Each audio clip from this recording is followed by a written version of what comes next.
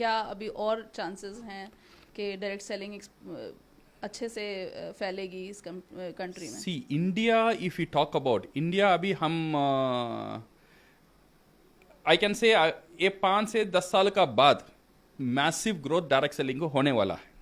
Because जैसे मैंने बोला था फेसेस, इंडिया में जब 2000 लास्ट 1990s में जब नेटवर्क मार्केटिंग शुरू हुआ था, वो एक इंट्रोडक्शन फेज था। Right. जब वो इंट्रोडक्शन फेज था, देन पीपल उसका ऊपर डाउट कर रहे थे ये चलेगा या नहीं चलेगा। वो फेज से भी ये नेटवर्क, ये हमारा डायरेक्ट सेलिंग इंडस्ट्री गुजरा था।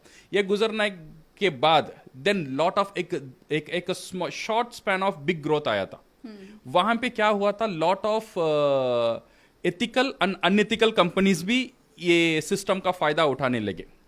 देन क्या हुआ, लोग इसका ऊपर शक करने लगे। We call it a sceptical face, एक डाउटफुल फेस। ये जो सिस्टम है सही सिस्टम है या गलत सिस्टम है?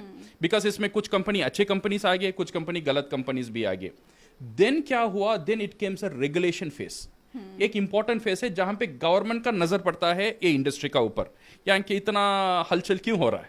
ओके, सो देन गवर्नमेंट क्या करता है, इसका ऊपर रूल्स एंड रेगुलेशन लेकर आता है to protect the citizen and also the consumer. जैसा इंडिया में भी हुआ था इन 2021-22 में हुआ था, 21 में हुआ था। ओके, देन उसका बाद अभी क्या होगा, कंसोलिडेशन होगा। ये जब रूल्स एंड रेगुलेशन और इंप्लीमेंटेशन ज्यादा होगा, ये नेगेटिव कंपनीज, जो स्कैम कंपनीज और कंपनीज दूसरे नीयत से आए थे इंडस्ट्री का अंदर, ये सब धीरे धीरे कंट्रोल करना शुरू होंगे। ओके, देन इसका बाद शुरू होगा एक्चुअल नेटवर्क मार्केटिंग का खेल।